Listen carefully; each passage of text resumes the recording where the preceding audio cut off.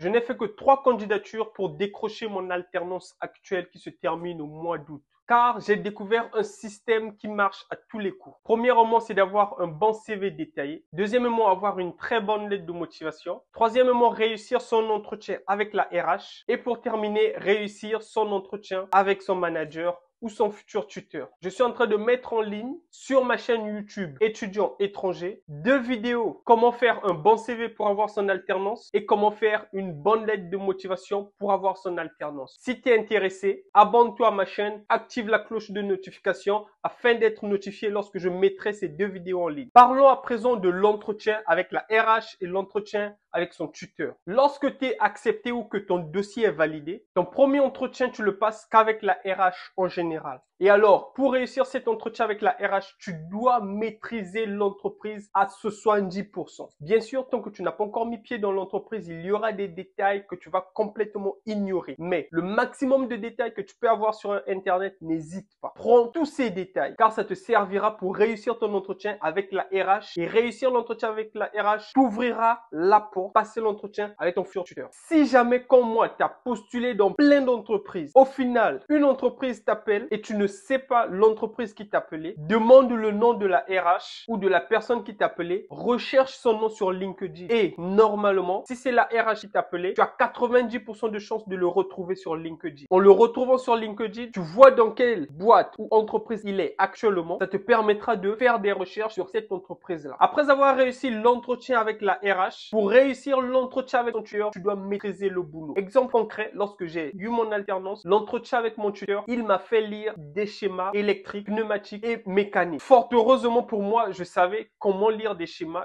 Donc, grâce à cela, mon tuteur a pu jauger à peu près le niveau que j'avais et il a été satisfait de mon niveau. Si tu es comptable ou futur DPO, si vous avez des outils quelconques que vous utilisez, tu dois les maîtriser. Si tu postules par exemple en automatisme, tu dois maîtriser ou connaître ou avoir déjà des notions. Je te conseille donc d'avoir des notions sur ce que tu postules en apprentissage. Quel que soit le domaine dans lequel tu postules en apprentissage, tu dois obligatoirement connaître ou au moins avoir des connaissances minimum. Ça te permettra de réussir ton entretien avec ton tuteur et de te faire embaucher. Si tu as aimé cette vidéo, like, abonne-toi et partage à un ami qui recherche de l'alternance et qui n'a pas encore trouvé. On se dit à la prochaine pour une autre vidéo.